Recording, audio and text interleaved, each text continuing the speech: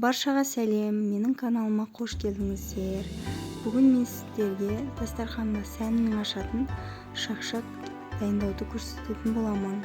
Өте дәмді, ауызда еритін шақшақ дайындайтын боламыз. Дайындалуы өте оңай, көп уақыт алмайды. Шақшақ дайындаймыз. Бөлме температурасында тұрған орташа үлкендеу 5 жұмыртқамызды жағып алатын боламыз. Үстінен жартас қасық тұзымызды салып араластыратын боламыз. Содан соң жартас қасық содамызды салып араластырып қамыр илейтін боламыз. Содан соң ұнымызды салып қамыр илейтін боламыз. Менде ұн шамамен 300-350 грамм ұн кетті. Қолымызға жабыспайтын қамыр илеп аламыз. Қамырды илеп жатқанда ұн кішкене қолымызға жабысатын болады. Қамырымызды илеп болған соң бетін жауып 10-15 минутқа тындырып қоятын боламыз.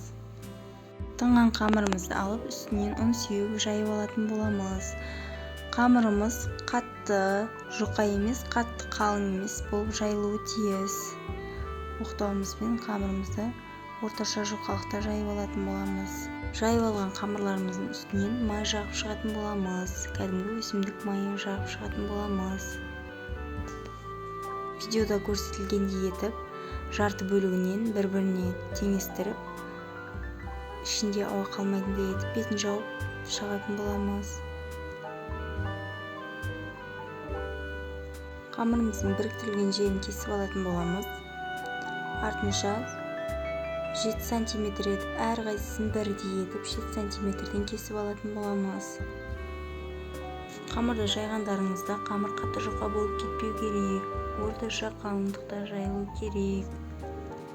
Видеода көрсетілгендей етіп кесіп болған соң қамырды тігінен етіп, көлденеңінен етіп, әр қамырды екінші саусағымыздың көлемінде етіп, барлық қамырымызды дәл видеодағыдай етіп көрсетіп кесіп алатын боламыз. Кесіп алған қамырларымызды шашығымыздың үстіне тақталып шығамыз. Қамырды 10 минут тындыратын боламыз. Барлық қамырларымызды осылай шашықтың үстіне тақталып шығамыз. Себебі неге жабысып қалуы мүмкін. Қамырларымызды кесіп болған соң майымызды қыздырып, қазанымызда шұңқыр қазан болғаны дұрыс. Шұңқыр қазанымызға майымызды қыздырып, алтау-алтаудан салып алатын боламыз. Салып болған соң үстінен осылай қозғап, тез-тез қозғап, ар жақ бер жағын қозғап тұрып пісіріп алатын боламыз. Барлық қамырларымызды осылай аз-аздан салып, осылай пісіріп аламыз.